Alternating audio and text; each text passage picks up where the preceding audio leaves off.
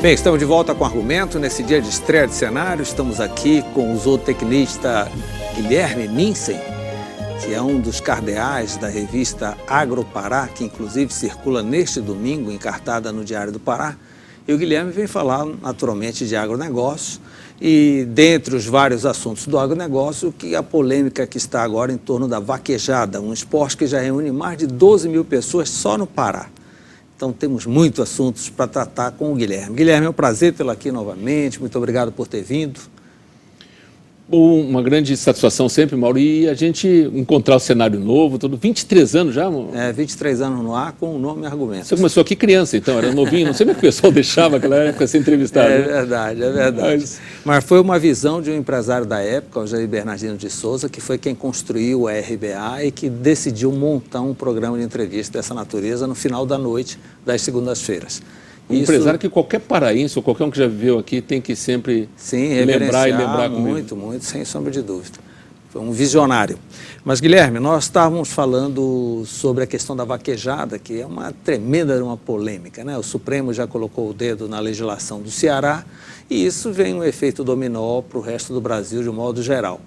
E o Pará, que também hoje tem a quarto rebanho nacional e o agronegócio chegou forte, trouxe também seus acompanhantes, né? Trouxe a vaquejada como um esporte, um lazer de quem mexe com o campo. Você estava me falando há pouco que cerca de 12 a 13 mil pessoas estão envolvidas diretamente nesse esporte no Pará. Acabar com esse esporte agora provocaria um desemprego em massa e uma certa falta de alegria no meio do campo, não é isso? Mauro, a gente vê com bastante apreensão até como são tomadas decisões a respeito da vaquejada, sem qualquer uma das outras emoções que a gente pode ter no momento, a gente tem que, por mínimo, prestar atenção no que está acontecendo.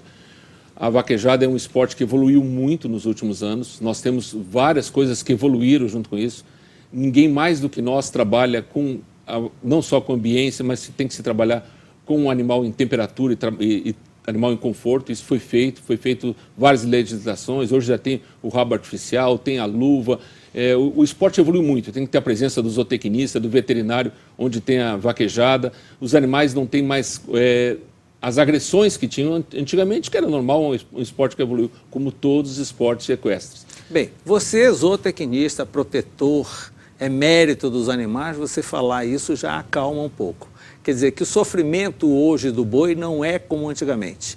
Não fica o rabo na mão do cavaleiro. Eu conheço algumas pessoas que gostam de animais até igual a mim, mas eu acho que não pode ter. Eu sou criado no meio de animais, sou filho, neto e bisneto de produtores rurais, então a gente vive no campo, Mauro. E a gente sabe que os animais tiveram uma evolução muito grande também com os esportes. O homem trabalhou com os animais durante todo o tempo. O animal sempre começou com um animal de guerra, o cavalo. Quem tinha cavalaria ganhava uma guerra e o cavalo sempre andou do lado do homem. Nós temos uma identificação muito forte em algumas regiões do país com o cavalo. O centro-oeste todo é movido a cavalo. O Rio Grande do Sul, o gaúcho não passa sem o pingo dele, sem o cavalo. E o nordestino tem o cavalo dele, talvez, como uma das grandes parceiros dele nesse trabalho do dia a dia, não só no trabalho do campo, mas também na área de lazer. E para isso se desenvolveu um esporte lá que foi a vaquejada. Não tinha currais naquela época. Nós não tínhamos como pegar os animais, tu tinha que derrubar o animal. É como se faz ainda hoje a ferra marajoara, como nós temos, claro, sempre outras adaptações regionais. Só dá para segurar derrubando? Derrubando, é uma das formas de derrubar. O Rio Grande do Sul tem a paleteada, os dois cavalos encostam e vão paleteando os animais. Nós temos outras técnicas de pegar os animais, mas essas técnicas no esporte foram evoluindo. É claro que foram surgindo as naturais normas de segurança, não só do vaqueiro, como do cavalo e como do boi. Isso aí foi normal. A área de sombra, hoje, para se fazer uma cavalgada, precisa ter de tanto em tantos quilômetros, tem que ter água potável para os cavalos, para ter hidratação. Nós não temos mais as vaquejadas e as cavalgadas, aqui estou falando do estado do Pará, como nós tínhamos há um tempo atrás. Evoluíram muito nisso aí. Faltou informação? Por que o Supremo tomou uma decisão como essa? Foi 6-5, quer dizer, foi lá na margem, mas me parece que essas informações não chegaram lá. De que existia, por exemplo, um rabo postiço lá para o cavaleiro segurar, que não é o rabo exatamente do animal. A velocidade, Mauro, que nós estamos trabalhando todas essas reações hoje, nós não estamos mais controlando. é a geração do mimimi, é a geração do WhatsApp, é a geração que já tem um grupo nisso. Aí você tem o hashtag aborrecidos, tem o hashtag chateados. Os chateados é até bem melhor que os aborrecidos, porque aborrecidos já não consegue mais nem negociar com você. E essa geração foi andando e andando muito rápido e bem mais rápido do que chegam as notícias no campo ou que se trabalha no nosso modo geral. Isso aí vai ter um custo. Esse custo precisa ser bem observado num momento como esse. Para chegar no Supremo, uma vaquejada, o país tem vários outros problemas muito mais sérios para ser tratado nesse momento. Nós temos vários outros problemas, inclusive com animais, vários desses com animais que a gente tem que ter a proteção, tem que ter legislação e uma legislação que seja viável de ser execuível. Porque se fazer lei é fácil, fazer lei e normas, acho que é mais fácil, os advogados, pelo menos, têm uma quantidade delas aí a se fazer. Mas a parte prática hoje, de você ter um esporte e esse esporte ser de uma hora para outra, deveria ter uma conversa bem maior. O gaúcho tem um termo que diz que antes de guerrear é melhor você tomar um mate e conversar, porque tomando mate você conversa. E antes de lavar a erva, o mundo já está em paz. E venha cá, isso gira em torno de quanto? Porque há apostas, né? A aposta, dinheiro... Você tem noção no Pará, quantos eventos desses acontecem por ano? Vamos falar na equinocultura. O negócio do cavalo no Brasil gira em torno de 16 bilhões. 16 bilhões de reais é o que é consumido no negócio do cavalo. Porque aí vem ração, aí vem arreio, aí você vem tratadores, aí você vem casqueadores, aí você vem hoje o pessoal especializado odonto só para cavalo, tem dentista hoje só de cavalo, tu tem pessoas especializadas em casco, que é uma técnica extremamente importante. Dentro da equinocultura você tem o pessoal de esporte, você tem o pessoal que acompanha, o pessoal que faz o treinamento, o pessoal que faz a apresentação, o pessoal que faz prova de laço, faz prova de tambor, baliza, enfim, você tem vários especialistas. Então isso aí é uma cultura que é do país, é uma cultura que nas Américas os rebanhos equinos dos Estados Unidos, do México e do Brasil, que estão entre os 3 maiores do planeta e são trabalhados com muito profissionalismo. Você tem ideia de quantos eventos, por exemplo, acontecem durante o ano? No Pará são mais de 400 eventos profissionais, eventos que nós temos da vaquejada profissionais e que envolve municípios diferentes, mas você tem todos eles com aposta e com grande público? Todos eles você tem alguma aposta, você tem um bolão, né, como se fala, porque cada um chega lá e casa seu dinheiro e tem. E com detalhe, Mauro, quando a gente vai para o Nordeste, eu estou vindo agora da exposição de Fortaleza, todo mundo cita a vaquejada no Pará. Por quê? Ela é melhor no Pará. O que é que tem de diferente? O boi é melhor. Eles não têm um boi tão pesado. O boi é mais brabo? Não, o boi é mais pesado, mais precoce, tem melhor carcaça e mais estrutura. Um boi no Pará dificilmente cai e quebra, porque ele tem ossatura, ele tem mais mineralização. No Nordeste nós temos um boi que tem mais deficiência. Raquítico. Tem mais deficiência, né? Tem mais deficiência. Vamos ser politicamente correto agora nesse momento aqui como zootecnista. Mas o Pará tem um boi, quando eles vêm aqui para vaquejada aqui na Fazenda Fortaleza, um exemplo aqui em Vila Mãe do Rio, aqui próximo a Belém, é um exemplo a boiada que é colocada para ser derrubada. Porque ela tem uma qualidade, uma uniformidade, e o vaqueiro não grita tanto, meu boi é mais pesado, o teu é mais leve, não tem aquela diferença. Esse boi que participa da vaquejada, ele é logo abatido em seguida? Logo não, ele tem, depende muito do tamanho, do porte dele, mas ele é um boi que já era destinado a... Ele fica abate. Prejudicado, não é, Guilherme? Nós temos dado de frigorífico com poucos hematomas e poucos abates, porque ele cai numa cancha de areia que é bem alta, onde ele cai, onde ele tomba. Ele não tem o picão da furada, ele não tem o ferro, ele não tem a batida de dentro do caminhão, ele não tem outros traumas que tem. Principalmente o principal trauma que nós temos hoje no frigorífico é vacina.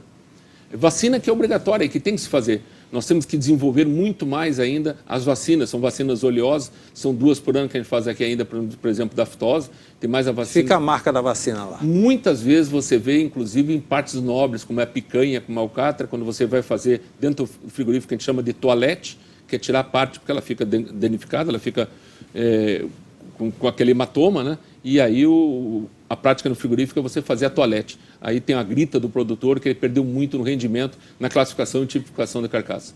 Não é o caso da vaquejada. Esse é muito mais o caso de práticas que são normais. Mas invariavelmente já há um caminho, participou da vaquejada, vai para o abate. São bois. O mesmo animal pode participar de quantas baterias? Várias vaquejadas, vários outros circuitos e vaquejadas, e até mesmo, porque às vezes passa sexta, sábado e domingo numa vaquejada, mas ele tem um tempo de descanso, ele tem um tempo de currais que ele fica na sombra, porque senão ele não corre. Esses grandes eventos têm veterinários ou tecnistas ao lado? Obrigado. É obrigado? É obrigado a ter. Até porque, Mauro, nenhum animal hoje transita sem ter os atestados. Estamos falando de equino, de anemia infecciosa e de mormo. Você tem que ter o veterinário, que vai fazer, no caso do Pará, de Pará, que está lá presente, a Agência de Defesa Sanitária Animal, e você também tem o veterinário que coletou a amostra, e você tem mais o laboratório. Então você tem só aí já uma sequência, nós estamos falando em 13 mil empregos diretos ou indiretos, pessoas envolvidas em vaquejada, só aí você já está falando dos profissionais que captaram o sangue, os profissionais que transportaram, que foi para o laboratório. Nós não temos laboratório de mormo ainda oficial no Pará, tem que ir para o Maranhão e retorna esse exame para cá para então ele poder transitar, senão ele não transita. Bem, você acha que é natural que, em função de tudo isso, haverá uma grita maior e a possibilidade até de uma reversão do quadro, né? Dia 25, os vaqueiros estão indo para Brasília. Estão indo de trailer, montado, a cavalo, a pé, do jeito que estão indo. Eu imagino o barulho. Vai ser barulho grande. Por quê? O pessoal... Aqui fecharam a BR logo. Fecharam logo então, a já BR. deram logo um sinal. Mas não foram aqui, foram em 9 estados que fecharam a BR. 9 estados, mais o Distrito Federal, fecharam os principais centros. Isso de impacto imediato. Em nível de Brasil, quantas pessoas são envolvidas? 600 mil pessoas são envolvidas em empregos diretos ou indiretos, desde o arreio, desde as vacinas, desde tudo que envolve o fenômeno de um esporte chamado vaquejada. Fora isso, Mauro, nós não estamos falando nada da parte mais ligada ao nosso trabalho. E no ranking nacional, o Pará se enquadra como? O Pará nós temos bons cavaleiros? Nós temos cavaleiros que ganham muito lá fora. Se eu falar isso para o nordestino vai ficar doido, mas tem muito cavaleiro bom aqui, tem muito vaqueiro bom aqui. Fora isso, Mauro, nós não estamos falando da genética. Vou voltar para a zootecnia. Porque se o nosso boi é bom, o cavalo tem que ser bom também. Também tem que ser bom. E o cavaleiro? Mauro, tem cavalo de 500 mil, 600 mil, tem cavalo de R$1 milhão de reais correndo. Então, para um cavalo valer 500 mil, é claro que ele tem um cuidado a mais. Ninguém vai ter um cavalo de 500 mil em qualquer baia, ou comendo qualquer feno, ou comendo qualquer ração que não tenha uma tamponização ou não tenha o mineral necessário para ela. Ninguém é doido de fazer isso. Então, se você tem um animal hoje, se você tem um touro em coleta, se você tem um animal hoje trabalhando em alta performance, é claro que você tem um trabalho zootécnico e você tem um ambiente preservado para ele ter uma temperatura de conforto. Guilherme, domingo agora circula a 4ª edição da AgroPará. É uma publicação exitosa que vem encartada no Diário do Pará. Começou no ano passado, quando você participou, inclusive, junto com o jornal, da premiação no setor do agronegócio, que vai se repetir agora em dezembro. O que é que nós trazemos editorialmente nessa próxima revista? Mauro, o AgroPará já é esperado no mercado com as novidades que ele sempre traz. O AgroPará é uma revista totalmente diferente no país. Primeiro porque conta com um trabalho muito profissional do Clestre, chefe aqui na nossa parte de reportagem. Ele desenhou uma revista diferente, não uma de revista técnica. Hoje eu conversava com o pessoal lá na Federação da Agricultura, quais eram os artigos, o pessoal sempre sugere, olha, vamos fazer isso. Digo, não é esse o âmbito que ele faz uma revista para toda a população, poder ter encartada dentro de um jornal. Quer dizer, que não é especificamente técnica para quem mexe com o agronegócio. Não, o pessoal do hipismo vai ver um show de uma menina saltando, uma menina paraense, dentro de um aras aqui no Pará, imagens fora de série dentro do Pará. O pessoal de genética vai ver o que a gente faz em inseminação artificial e o que faz em transferência de embriões e em fecundação in vitro, com os melhores técnicos em fecundação in vitro do planeta, trabalhando aqui no Pará, sul do Pará. Vão estar na capa, inclusive, tá bonita a capa da AgroPará. Então, no domingo, dia 23, quando o amigo assinante, o amigo que comprar o Diário do Pará receber essa edição, ele vai ter alguma surpresa. A gente lançou também, Mauro, a sua coluna eu já pude ler antes, já fui lá ver quais eram as suas notícias. E a nossa também tem vários assuntos, como peixe que está chegando dentro de Santarém, dentro de caminhão frigorífico. Dentro de caminhão frigorífico, num mundo de água como é Santarém, né, de água doce. Então tem algumas coisas que estão erradas que a gente quer discutir quais são esses gargalos. São várias notícias, eu vi ela virtual, não quiseram me deixar ter ela, mas eu estava comentando com o pessoal, dizer, coisa boa nós podemos hoje ter no Pará. Você é um dos pais forte disso, Mauro, eu te agradeço a confiança que você teve nisso quando chamou para a gente trabalhar junto nessa equipe, porque é um produto diferenciado. As 4 edições, quem tem pode guardar. porque elas são atemporal também, elas não têm um espaço para ser vencido, aquela matéria ficar de fora. E tem muita coisa boa, principalmente quando a gente fala de novidades boas do agronegócio. Nós estamos falando aqui agora de uma polêmica, que geralmente é polêmica, claro, nós vamos falar em vaquejada, é polêmica, é normal. Notícias ruins do campo, você tem tempo, você tem várias coisas, não quero citar hoje, nós estamos participando hoje de várias coisas dessas. Agora, falar das coisas boas do campo, a gente visitou essa semana, não está nesse Agropará, mas eu não quero falar do 5º Agropará, que já é no final do ano, visitou o pessoal de piscicultura com Pirarucu aqui perto. Que extraordinário trabalho que estão fazendo, tentando fazer e retornar com Pirarucu uma coisa bem daqui. Como tem coisa na fruticultura. Pois esse nosso polo de citricultura, Mauro, o agronegócio no Pará, ele é diferente. E se tu me permite, nós estamos passando uma fase no país bastante difícil. Isso é uma coisa que volta, é assunto que você tem aqui na pauta, acho que de todos os seus entrevistados. Não sei quanto o país ficou devendo, se foi 200 bilhões ou 300 bilhões. É muita coisa. É muita coisa, é muito dinheiro que nós não sabemos contar. Mas esse dinheiro, com todo o respeito à indústria, se nós tivéssemos esses 200 bilhões hoje, se nós tivéssemos, e colocássemos na indústria, ela ia demorar um tempo muito grande para recuperar esse país. E eu te digo, esse dinheiro que levaram, de diversas formas, que sangraram o país, se fosse aplicado no agronegócio, em 2 anos eu te boto esse país andando. Te bota esse país andando e com uma velocidade que é desconhecida lá fora, porque alimento não tem como você dizer não. O Rio Grande do Sul fez agora uma Expo Inter. Expo Inter não sobrou uma máquina para se vender. E nós estávamos parados com a indústria de máquina, estou falando máquina agrícola, do trator à colheitadeira mais desenvolvida, a tratores agora a controle remoto sem ter o tratorista. Por quê, Mauro? Porque teve uma super safra. Porque o produtor, em plena crise, quando ninguém tinha dinheiro, quando todo mundo estava quebrado, todo mundo despedindo, ele estava plantando e o tempo foi bom no Rio Grande do Sul. Hoje choveu demais lá, mas o tempo foi bom na hora certa e eles estão tendo uma super safra de soja, de milho e de trigo. Guilherme, Brangus, e quando a nossa carne finalmente desembarca nos Estados Unidos? Nossa, que eu digo a paraense. É a carne paraense. Eu acho que essa é a melhor notícia. Eu sei que a matogrossense já está lá, né? Foi a melhor notícia do Pará esse ano, se chama Brangus, se chama carne certificada, carne com qualidade. Soube se fazer a carne, fazer o circuito inverso. Nós fomos do prato ao pasto. E para vir do prato, nós sabíamos com quem sentar. Todos nós conhecemos, tu conhece muito bem o Fábio Cecília, você conhece muito a Brasel, você conhece as meninas da Tucuruvi, você conhece todas elas que consomem. Você conhece a Carne e Sabor, eu estou citando aqui o nome comercial, que com certeza depois vão ser teus patrocinadores, vão te ligar. Mas todos esses que você conhece são seus amigos, consomem carne e precisam de carne de qualidade. Esse pessoal está hoje nos ligando e perguntando, e quando eu vou comer a carne do Brangus? Porque o que foi abatido essa semana, que nós estamos aqui, foi toda ela para Minas Gerais. Abatida aqui em Castanhal, o programa da Fazenda Carioca, Altair Bulamar, que eu sei que já é um dos próximos entrevistados aqui, já vi comentários aqui nos bastidores. O Altair fez um programa inovador, a gente foi para Londrina, debateu, você teve aqui, junto com você, o presidente, o Raul Torren, teve aqui, um argentino falando aqui em carne, não sei o que, está voltando agora, em novembro, quero ver se a gente já envolve ele, vai estar inclusive na festa nossa do final do ano, vai estar presente. Porque o Pará, quando começou a fazer carne de qualidade, já começou a fazer melhor que a deles. Porque nós temos um ambiente melhor, nós temos uma temperatura que é constante, nós temos sol o ano inteiro. Então nós estamos tendo hoje uma venda de sêmen da raça Angus para fazer em cima do zebu brancos. E claro, quando nós estamos falando do brancos aqui, a nosso casco base é zebu, ninguém está falando contra o zebu, mas está fazendo uma carne mais precoce, terminando cedo, com um acordo com o frigorífico muito bom. Os frigoríficos, eu vou até dizer, relutaram no início, porque é uma coisa, ele vai ter que agregar mais valor, tem que pagar mais produtor, de onde é que eu vou tirar isso? Mas quando a ponta começou a dizer, eu quero, quando a pessoa que comeu a picanha disse, não, ela é boa e eu estou precisando dessa picanha, a coisa rapidamente andou a roda. Então eu acredito que nos próximos meses, 2017 é consolidado o Brangus. Sim, e quando a nossa carne efetivamente vai pousar nos Estados Unidos? Quando ela vai para os Estados Unidos, a nossa carne já pode, em 2017, dizer que o mercado é nosso. Por quê? A nossa carne, primeiro, então nós estamos embarcando do Centro-Oeste e estamos embarcando do Sudeste. Para descer carne lá, tem que vir carne aqui do Pará. Em 2017, vamos ter 4 frigoríficos aqui certificados para trazer lá. Quando nós falamos, o Mauro está insistindo no mercado americano, que é o maior mercado de carne do mundo.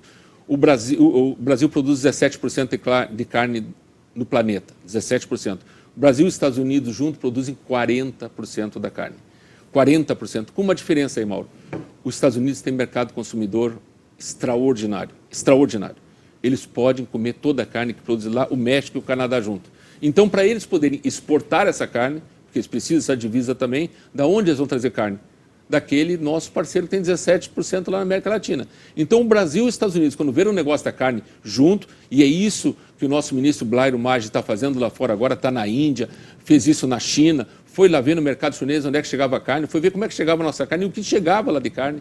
Se assustou de como é o comércio chinês, as bicicletas levando a carne embora de onde chega a carne exportada. Tem vídeos, isso é maravilhoso falando disso.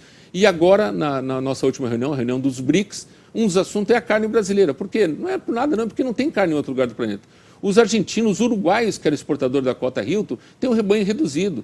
Só o Brasil pode ter não só essas 215 milhões de cabeças, né, e o Pará está indo de quinto para quarto mercado agora, a gente já está falando do quarto, porque a gente sabe que está chegando lá, até porque geometricamente não tem jeito, mas hoje ainda o IBGE dá como quinto.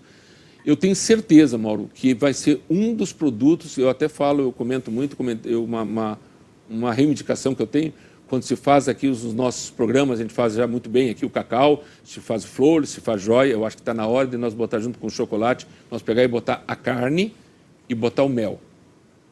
Se nós colocarmos a apicultura, que é pequena ainda, mas é de excelente qualidade, se nós botarmos o mel e depois nós formos corajosos o suficiente para nós botarmos a piscicultura e formos eficientes e pararmos com a hipocrisia e pararmos, eu sou mais ambientalista do que qualquer um, mas o ambiental não pode estar na frente do setor produtivo. Num país pobre, num país que precisa dar emprego, num país que tem 12 milhões de desempregados e no final do ano nós podemos terminar ainda 2016 talvez com 13, 14 milhões de desempregados, que é uma massa de desempregados extraordinária num país que pode produzir alimento, num país que pode trazer soluções e, como eu falei, invista no agronegócio. A resposta é muito rápida e a resposta é certeira, porque lá fora estão querendo comprar.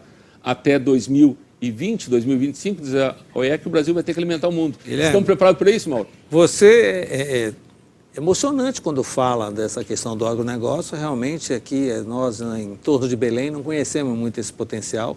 Agora, o Diário do Pará entrando, o Argumento junto, a nossa intenção... O Agro Pará pode ter sido um divisor de água nisso aí, né? Sim.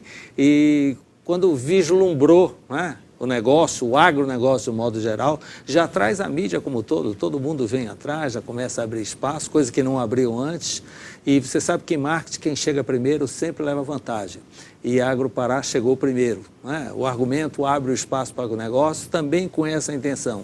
Quantas vezes a gente já conversou e quantas outras vezes vamos conversar, porque são assuntos diversos, assuntos empolgantes, números que a maioria do belenense não sabe, não conhece, e que é muito importante conhecer para valorizar. Muito obrigado por essa entrevista e até a próxima, hein?